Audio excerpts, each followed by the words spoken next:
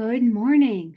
My name is Maria Destor, and I'm coming to you live to share tips on how you can disrupt that traditional career and create work that works for you and not the other way around. And today I want to talk about the worst career advice that you have ever received. Got anything to share? Go ahead and put it in the chat. When you let people know that you are looking for a job, what you really want them to do is hear what you're looking for and make those connections. But instead, they're often like to share their little advice and their worldly views to help you. And it's not always that helpful. Mistake number one that I hear, bad advice number one. Apply, apply, apply. It's a numbers game. Just get those applications out.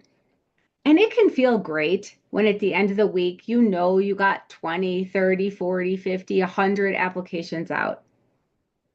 But is that really progress? Because that means that you are not customizing your applications, identifying your skills and experiences, and connecting the dots to this company or organization's problems and letting people know how you are uniquely positioned to be the one to help. I want to share a story of someone that I have worked with in the past. They were a supply chain manager, and because of having a very targeted, clear role, which is great, they could hit easy apply, easy apply, easy apply, easy apply. They'd spend Thursday and Friday just easy applying to a bunch of jobs, and the next week he would have 4 to 5 interviews. Wow, what's bad about that? Well, first of all, how do you prepare properly for 4 to 5 interviews? You don't. And what this person quickly learned is that these jobs, they weren't really jobs. These were just hiring managers keeping candidates in a pipeline, maybe looking for a unicorn, but just kind of keeping the steady flow of applicants coming so that when a position did open up, they had someone to move forward into the next steps of the interview process. Get crystal clear on what it is you're looking for and write those targeted applications and consider what you can do to stand out instead. Another common thing that you might even say to yourself in your head is, my network isn't going to be helpful. I just don't have those connections. Or strangers might or your friends might try to say, oh, you know, I don't know that I can really help you. Oh, so and so certainly can't help you. You're dreaming. Oh, and absolutely do not DM the hiring manager or vice president or anyone else at the company. That's just weird. The world of job searching has changed over the decades. No longer is the C-suite and the hiring manager behind a secretary who's answering the phone or standing at the reception desk. We can get around these gatekeepers and go directly to the people who are making the hiring decisions. We can go directly to people at these companies and have conversations to get tidbits of information that will help us for these interviews or will help us to customize our applications. As many as 45 to 85% of jobs are landed through connections in our network. When you go out, have the conversations. I want to share a funny story about you never know who's going to make a connection that's going to help you land a position. One of the people I've worked with recently was frustrated because they were in a prolonged search. And in the intake, we talked about when was the time when you actually got closest to landing? And she said, oh, it was a job where I made it to the second round interviews and it was going really well, but then the company experienced a hiring freeze. I said, well, how did you get into that? How did you get into that door? And she said, oh, it was my brother's next door neighbor. You just never know. And my own child has been interviewing this week and ended up getting in for an interview and getting a job offer. And in the interview, the interviewer disclosed that he was friends with my son's girlfriend's mother. You never know where these connections are going to happen. Keep talking, keep networking. Another bad advice that I've heard, you don't need to be on LinkedIn. Okay, just get a profile up, get something up, but don't worry about it. It's just a time suck. Well, there are certain fields where LinkedIn may or may not be helpful, but for a lot of us, LinkedIn is very helpful.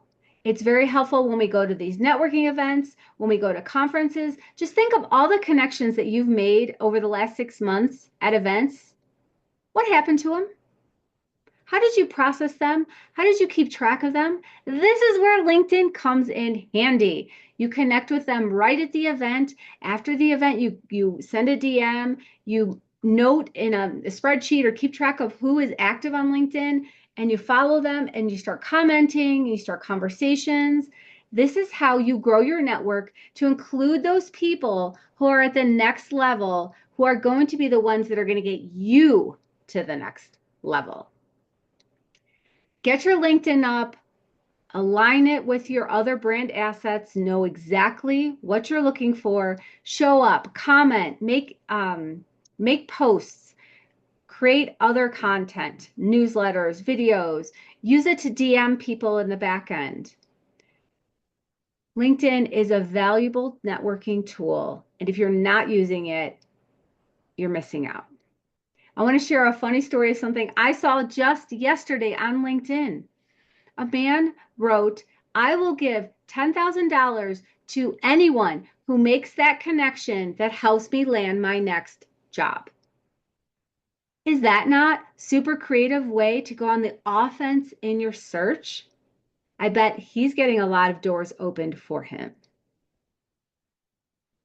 Another thing that I've heard people say is that they were told not to follow up after an application or after an interview, that it's weird that you're bothering the hiring manager. Yeah, after you apply for a job, consider that these people are receiving dozens, 50, 100, or even 1,000 job applications. What are you doing to stand out?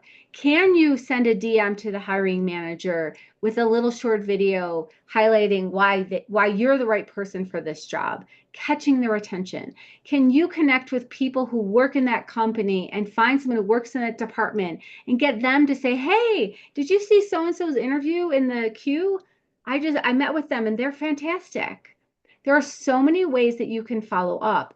Uh, After an interview, I know someone who wrote handwritten notes to the 5 people who interviewed her. She referenced a point in the interview and she reiterated why her skills aligned to make her the best candidate. She went to the business and stood in the parking lot until she found someone who agreed to bring the envelopes in and put them in the people's mailboxes.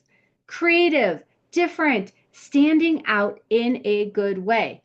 This same person also saw that this organization she was trying to get hired by was having a fundraiser. She bought a ticket. She went. She talked to the board members. She talked to the donors.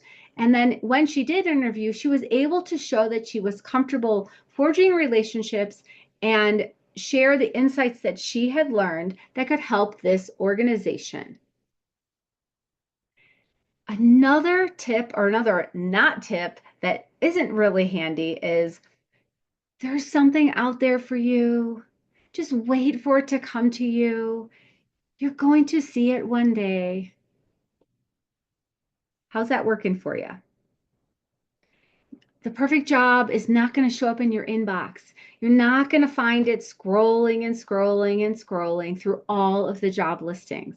You must raise your head up, get out and talk to people, and position yourself as an expert so that people see you. I know it feels like all your friends and family and everyone knows that you're looking for a job. Well, yeah, they knew you were looking for a job a month ago, but have you spoken to them? Have you tagged them in and let them know how you could help? Hey, I am looking for a job in a startup. Do you know anyone who has a startup or who is working for one? I would love to talk to them. Easy, actionable advice that tags people in to help. Get your LinkedIn up, post, do some public speaking, volunteer, whatever you can do to establish yourself as an expert so that people can start to see you and your zone of genius. I am sure that you have received other bad advice, and I do hope that you'll share it in the comments.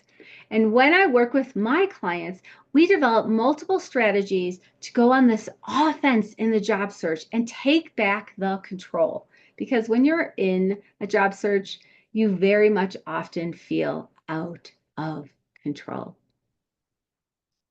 We work on developing a targeted approach, deliberate networking, maximizing the LinkedIn and your other brand assets. We work on creative follow-up and strategies that get you noticed and help you stand out among all of the candidates in competition. I hope that you enjoyed this content, and I invite you to connect with me next week where we are going to talk about more freedom, more income, and more you. Let's build a blueprint for your dream career. Thanks for joining me. I invite you to join me on a connection call. It is absolutely free, and we can start you down this path. I guarantee you will leave with some tips that will help you feel empowered and in control of your search. Have a great week, and I will see you next week. Bye.